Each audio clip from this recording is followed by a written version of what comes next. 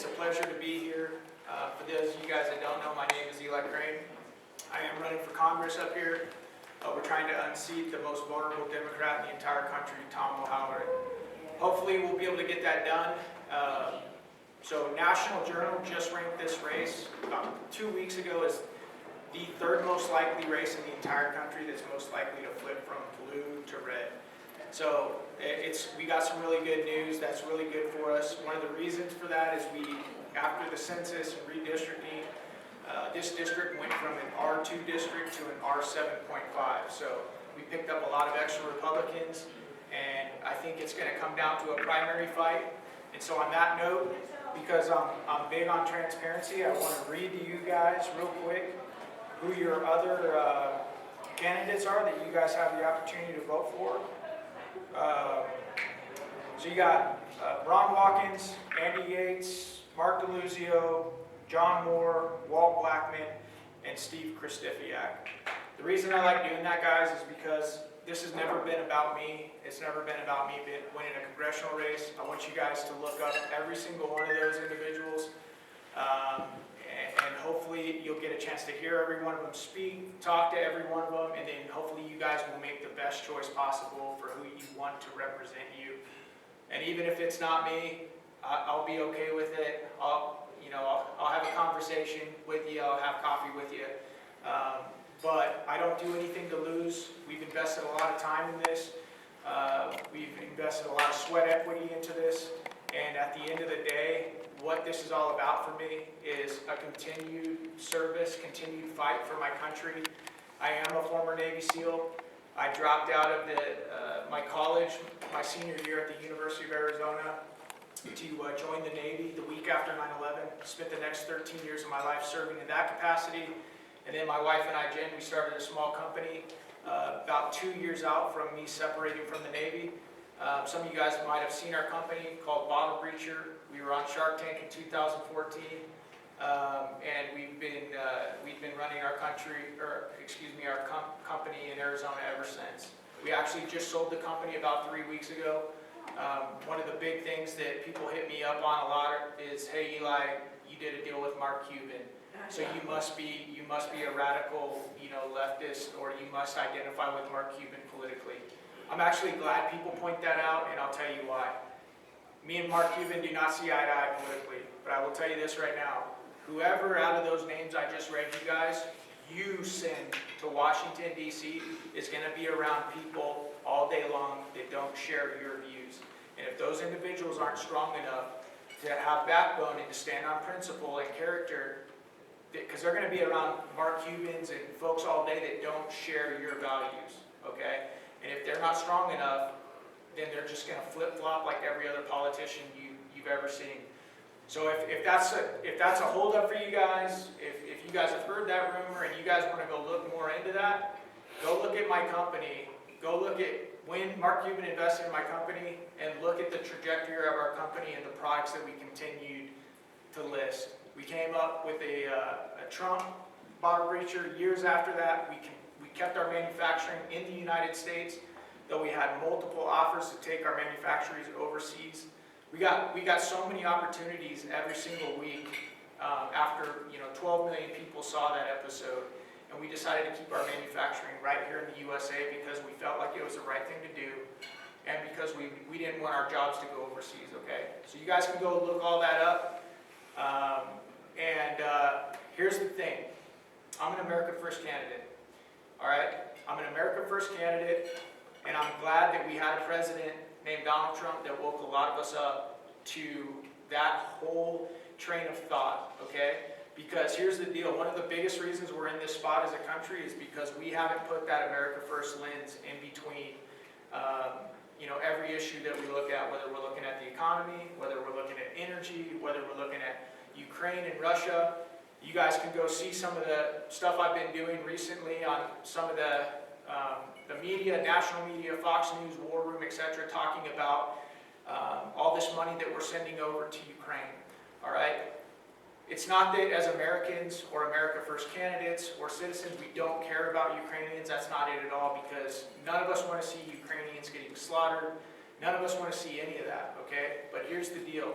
when we have no southern border, when we have $30 trillion in debt, when we have so many of the issues facing this country, and we just keep printing money that we don't have and sending it to other places, that's a problem. That's a serious problem, and it means that our leaders are not putting that America First lens in between the Ukrainian-Russia issue.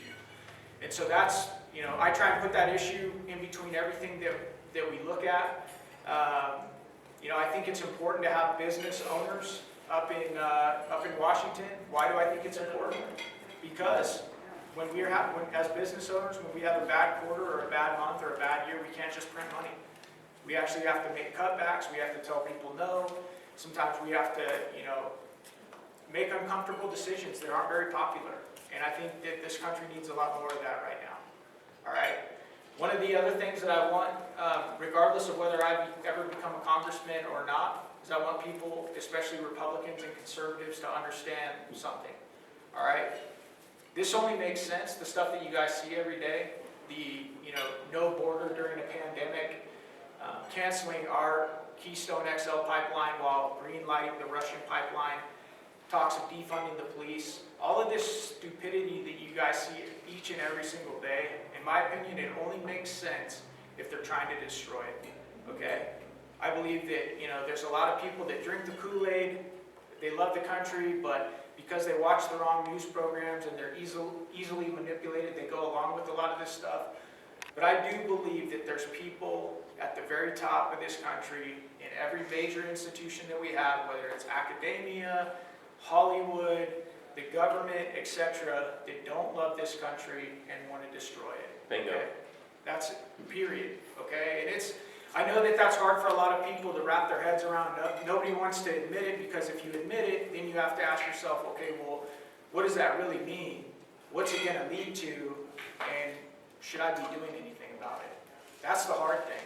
The hard thing is to recognize that there's a problem and then say, well, what could be my role in it? And that's the reason I'm doing this, guys. It's not because I think I'm such a great candidate. It's not because I think I'm such a great human being. It's not because I think I know everything, because I don't. There's so much that I don't know, guys. Sometimes that's one of the hardest things about doing this job, is that you know deep down that you're a regular human being, and you know all the things that congressmen and women have to oversee and be involved in. And so here's the deal, at the end of the day, if a candidate comes in here and acts like they know everything, they have an answer for everything, they're probably full of it, okay? But if you have a candidate that's humble enough to say, hey, you know what, I don't know the answer to that, ma'am, but I will humble myself, I will surround myself with smarter people than myself that do know the answer to that. That's kind of what you're looking for, okay? Because, think about it, guys. What all does Congress have to have oversight of? What all do they have to be able to, they have the power to declare war, they have the power to borrow money, to spend money, to coin money, they have power over immigration laws, they have power of impeachment, they have the power of oversight for all of these things going on, from Hunter Biden to Fauci, the border, etc., etc., etc. Nobody knows all of that stuff. Nobody. I'm sorry. And if you act like you do, you're full of it. Okay? So I want to make sure that I present that to you guys right now, and that's crystal clear, because I don't have all the answers, and I never will.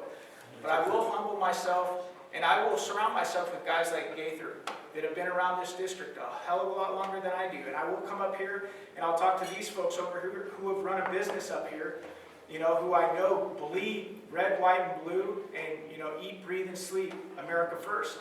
And it's like, that's a big part. That's a big part of what my campaign is about, is humbling yourself and building a team. When I got into the SEAL teams, we weren't allowed to go to the day one, week one of training, you weren't allowed to go to the bathroom by yourself.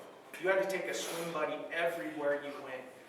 No, I'm serious. If you got caught, sir, if me and you, if I was like, hey, brother, I got to go hit the head, you would have to run with me to the restroom, and if an instructor caught you and me 6 feet apart, even if we were in the restroom, guess what? You and me were about to have a bad day, a really bad day. And then our boat crew was about to have a bad day, and the class was about to have a bad day. And you know why, sir? Because they wanted us to understand there are no John Rambos in war. I know we see all the Jason Bourne movies, we all think that they're cool, but if you think you're going to get anything done on the battlefield by yourself, you're a fool. And you're not only going to get yourself killed, but worse, you might get your brother killed. And when I look at this political landscape, and when I look at my weaknesses and all the things that I don't know, I feel the exact same way. So I'm trying to build a team. I'm trying to find out who's a snake, who will work with me, who's legitimate, who has integrity, who has character, and who doesn't.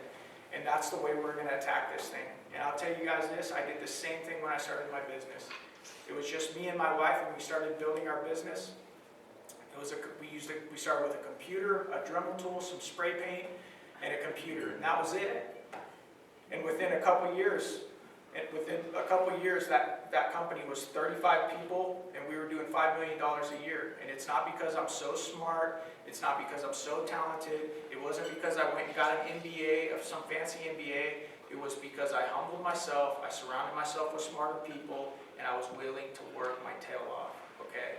And we were willing to innovate and create. And I know that that's going to be important in this realm too, because if you think you're going to go into the biggest swamp in the world, where there's 435 congressmen and women, 100 senators, and then the executive branch, and you're just going to change things like that, you're a dummy or you're a fool. It's going to take creativity, it's going to take innovation, and it's going to take the ability to build a team. And that's the way I'm going to tackle this. I will tell you guys this right now. I'll open it up for some questions in a second. One thing I want you guys to understand is that I have 2 kids, 2 daughters. I have a 14-year-old and a 10-year-old daughter. This is not a good time for me to run for Congress. It's just not. Did anybody have kids that age in here, or has had kids that age in here? All right, 2 daughters, one of them's 14. I'm trying to figure out how to parent a 14-year-old little girl,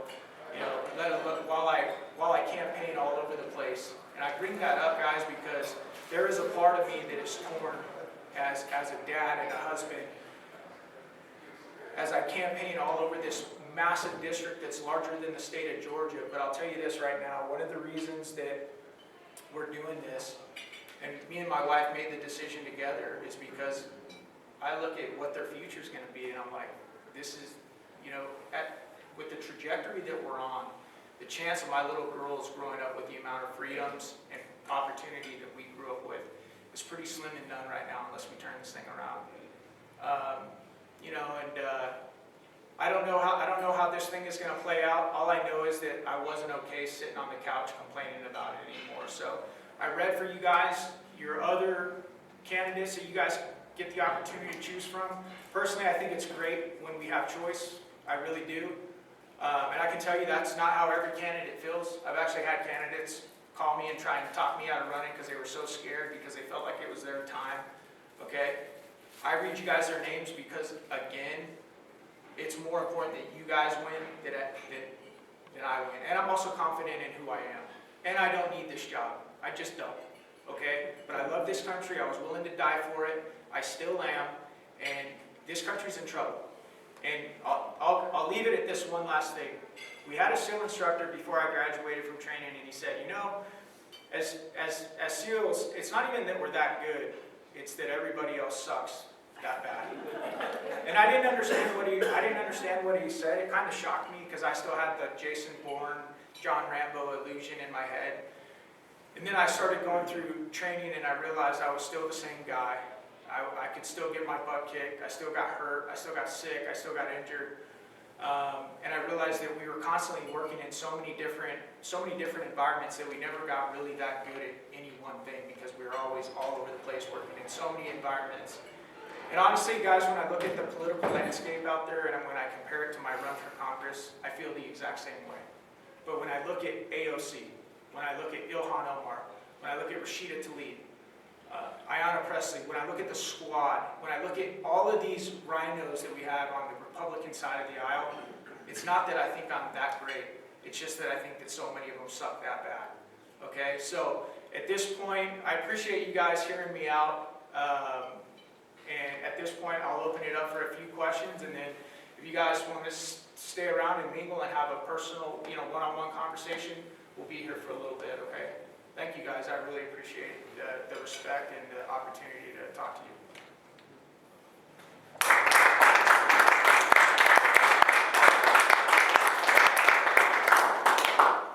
Yes, sir.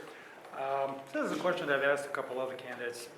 The way things work in DC, if you're not in buddy-buddy with the leadership, you get no appointments to any committees, and you don't get any of your bills supported. How do you plan on getting around that? Well, that's where expectation management is important, sir.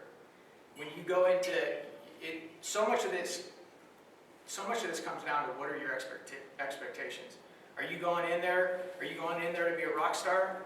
Or are you going in there knowing that you're not going to be very popular? And are you okay with that? Like, what do you have to ask yourself as an individual, what are my goals in life? You know what I want to do when I retire, sir? What's that? I want to buy an RV with my wife, and I want to RV around the USA. I don't need to make any special deals with Republican leadership or anybody else to do that, sir. And you know what? I don't blame you guys at all for being skeptical. I'm just as skeptical as every single one of you guys. Only I'm in the hot seat because I'm the one that threw my hat into the ring. So I don't blame you guys at all for being skeptical. But I almost wish you knew me a little bit. If you knew me a little bit on a personal level, you know that I really don't dance. I really don't play ball. But you don't, so you ask questions, and I'm glad you do. And I hope you ask them to everybody. And I hope when they start dancing, you hold them to it. And I hope you do the same for me too. But I can sit here and tell you what I think you want to hear, but at the end of the day, you'll never know unless I actually get up there and I get the opportunity, right? How many candidates, how many politicians have told you what you want to hear and then turned around and blown you off or did the exact opposite? And so I understand where the skepticism comes from. I understand where the question comes from. But sir, when I go, fortunately for me, sir, I've seen a lot of what the world has to offer. Okay? When I was 25 years old, I became a Navy SEAL. For a lot of young men, that's it. That's the pinnacle. Like, I can die happy now. When I became 35 years old, I made my first $1 million, okay?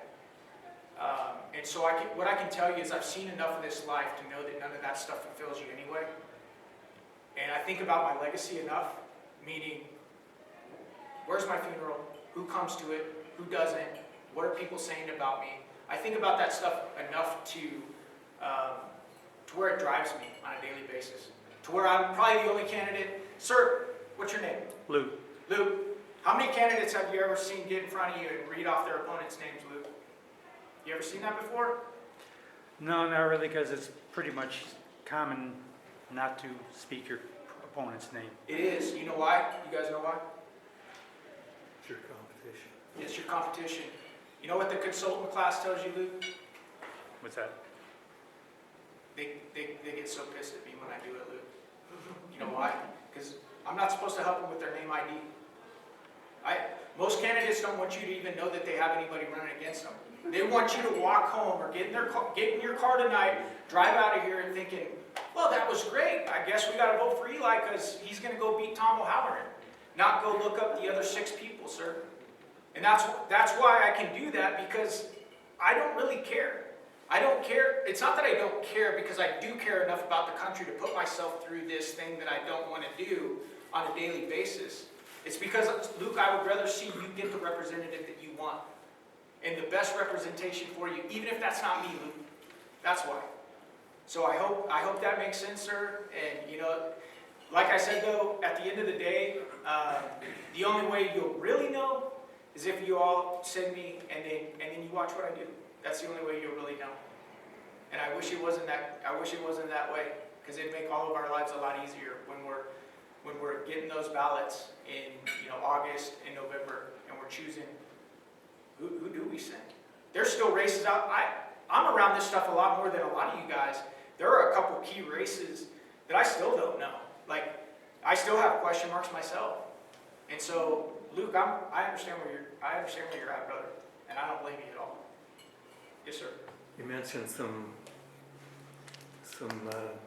politicians that you don't like. Who are some that you do like? I really like Jim Jordan. I like Andy Biggs. I like Paul Gosar. I like a lot of the folks in the Freedom Caucus. I like a lot Are of you those. going to join the That's my Freedom goal. Caucus? That's my goal. If I get the opportunity, that's my goal. there's a lot of stuff I don't know, so it's something that I'm definitely gonna have to look into. One of the downsides, from my understanding, to being a part of that caucus is that like if 70 or 75% of them vote a certain way, that you have to vote with them. That's not true. Is it not true? That's not true. Okay, well, that's what I said. There's still a lot that I have to learn and look into, but Yeah. that is my goal. So those are a couple right there. I'm a big fan of Donald Trump. I talked about him earlier, and the reason I like Donald Trump so much is because I've never seen a politician follow through on so much that he said he was going to do. What did you think of Trey Gowdy or Mike Lee? I don't know enough about either of them, to be honest with you. I don't know how America First either of them were, and that's really, especially at this point in my life, that's who inspires me the most. So I couldn't tell you one way or another. Trey Gowdy was a go-getter. He was a lawyer. He knew how to ask questions. You know what? I was actually watching a Cold Case Files in my hotel room last night. Guess who was on Cold Case Files? Trey Gowdy. Yeah, I can't believe it. I was like, He was an amazing guy. I was like, So my question, it's all about expectations this thing. yeah. What makes you think that you can accomplish something when Trey Gowdy or Jim Jordan hasn't accomplished anything in Washington, D.C.? Well, I mean, I think that whether they've accomplished anything is, that's open to, your perspective.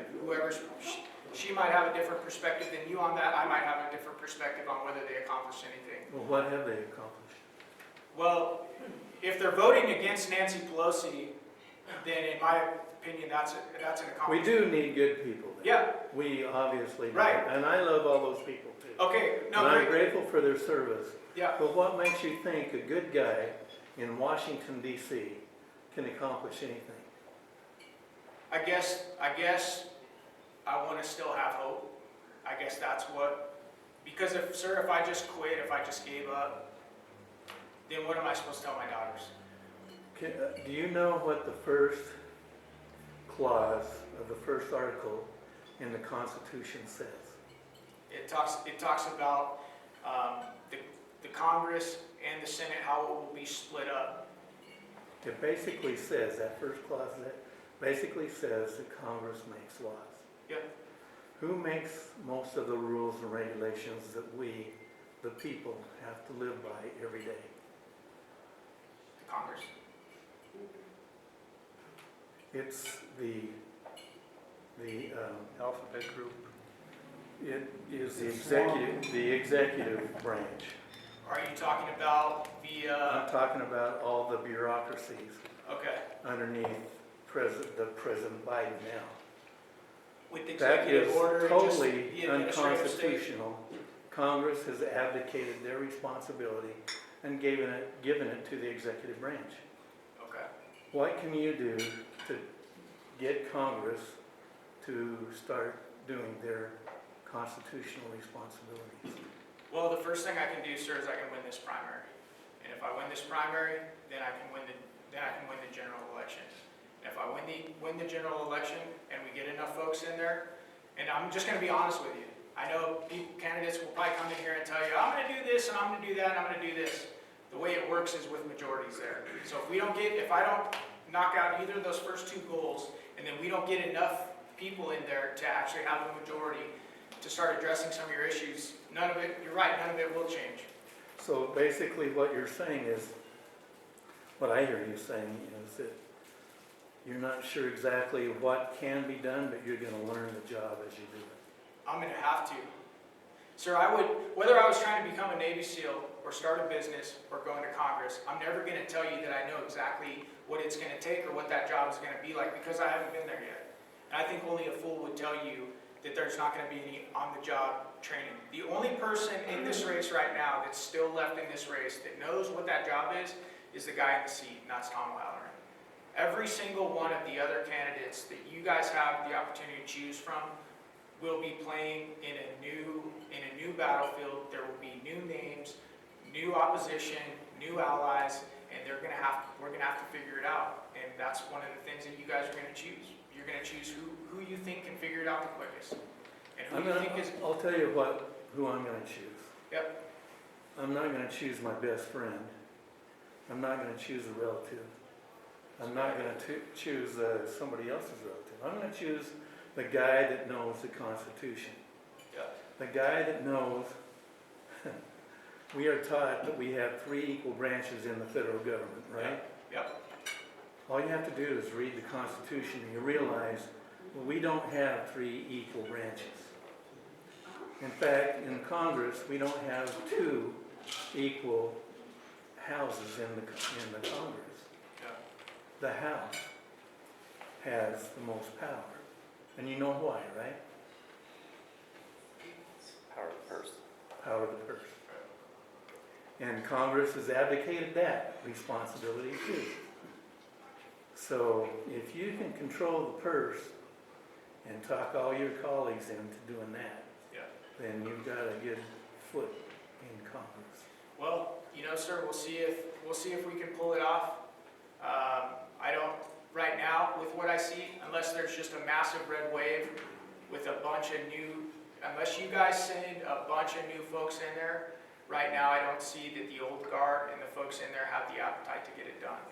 But, and this is why I keep talking about you guys, this is your choice, it's not my choice. If you guys activate enough, if you guys support enough good candidates,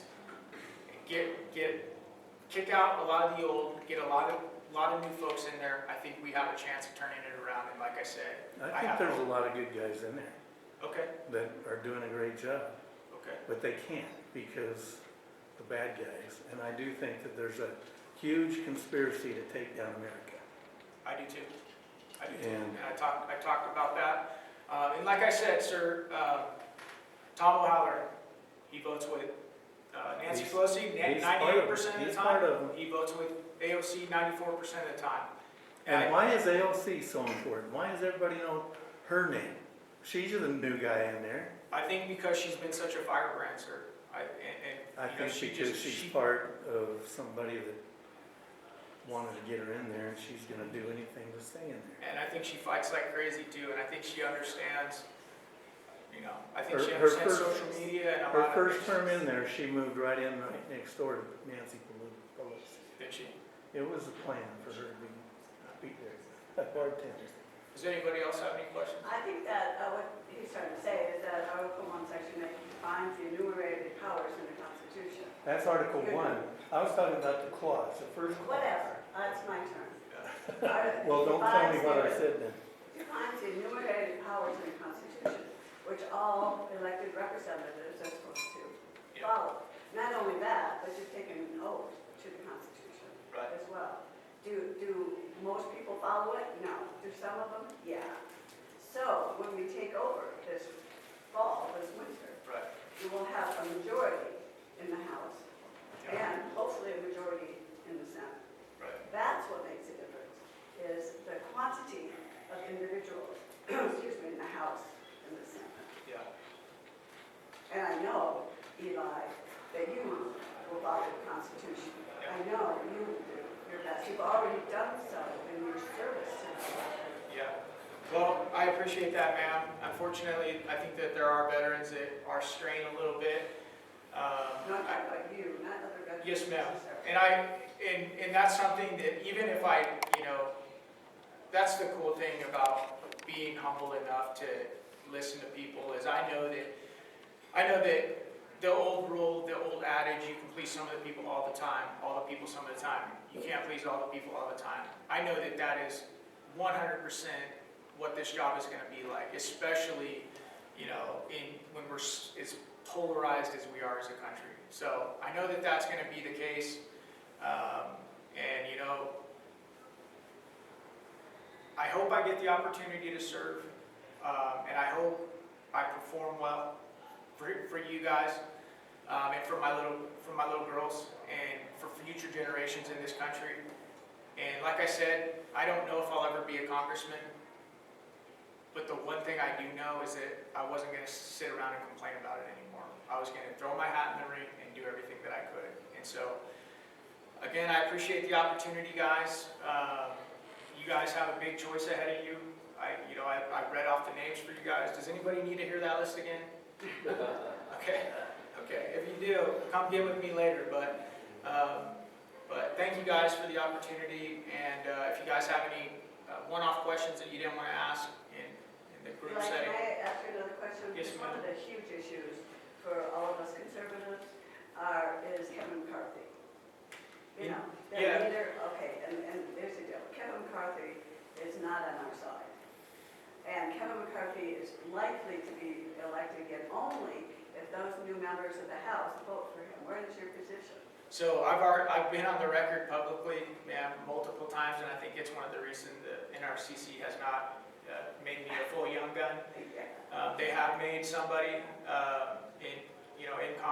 that's running for Congress a full young gun. Even though I made young gun status my very first quarter, I've said from day one, ma'am, what I'd like to see happen is I'd like to see Jim Jordan or somebody from the Freedom Caucus run for Speaker. Do I think that that's going to happen based on the rumor mill and what I'm hearing? I don't. So, it might be one of those things where it might not be an ideal situation, but I've said that from the start, and that's what I hope happens. So, I hope that we get a Jim Jordan or an Andy Biggs to run. I'm not hearing that either of those guys want the job. So, we'll see what happens. Yes, ma'am. If you get over your first hurdle and you end up in a race, what are your aspirations and expectations of how you will go about meeting Mr. O'Halloran, who does this district? What is your intentions and how do you plan on running your campaign in order to beat him? Because we all know that if you're an unknown, it's very difficult to beat someone who has a known name. Absolutely, and you're right, it is. It's one of the hardest things for somebody, an unknown to get into this and to do well. One thing that I can tell you guys is that I've set 3 consecutive fundraising records in this district in my first 3 quarters. And you might say, "Oh, great, Eli, that's great." One of the reasons it is great, ma'am, is because at the end of the day, especially when you're a first-time candidate in a district that has 750,000 people, it takes 6 hours to drive from north to south, 6 hours to drive from east to west. It's in the Phoenix media market when you have a governor's race going on and a Senate race where media time is going to be super expensive. A lot of this is going to come down to who can raise the resources to tell their story. Because I got bad news. You can be the greatest candidate in the world, but a lot of you guys that run businesses understand marketing. If nobody knows about you, if nobody knows about your service, nobody knows about your track record, nobody knows about your platform, it doesn't matter. Okay, and so the thing that we're going to do is we're going to keep building on what we've already built out in this campaign. We're going to keep bringing in allies. We're going to keep raising money so that we can continue to tell that story. And we're going to keep being bold.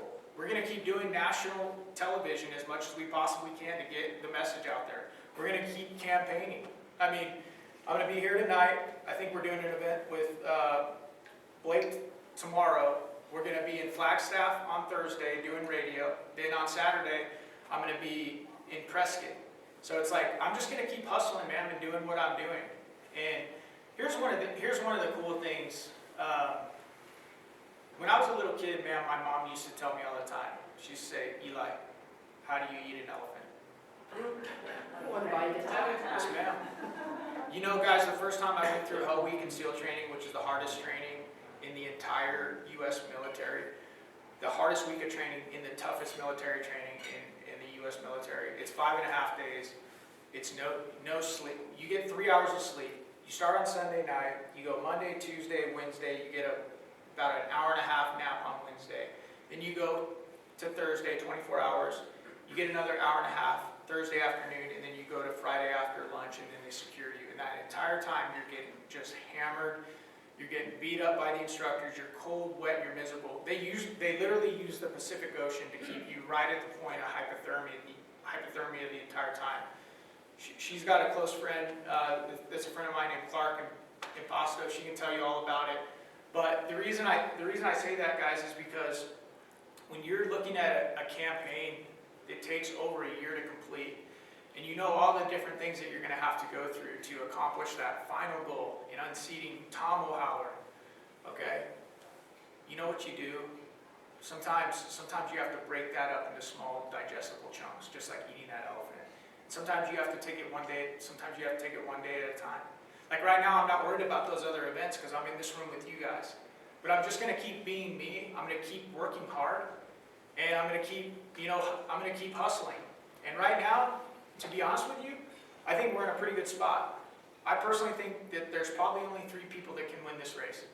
And so that's a pretty good place to be. And we'll see what happens. I don't have a crystal ball. I read you guys the names. It'll be your decision, not mine. But ma'am, I'm just gonna keep doing what we've been doing, building a team. And I keep coming back to that because there are so many issues that I'm not an expert in, where I need Gaither to tell me, hey, Eli, you need to study up on this over here. And this gentleman over here, Eli, you need to study up on this. And she was studying me up on, constant Convention of States just a second ago. And it's like, just humble yourself, surround yourself with these people, charge and work your tail off. And one good piece I will tell you, ma'am, is that we actually outraced Tom O'Halloran last quarter. That almost never happens when you have an incumbent Democrat or an incumbent and then you have a first-time challenger. We actually outraised him in Q1 of the last cycle.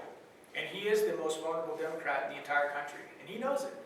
So we're just going to keep doing what we've been doing.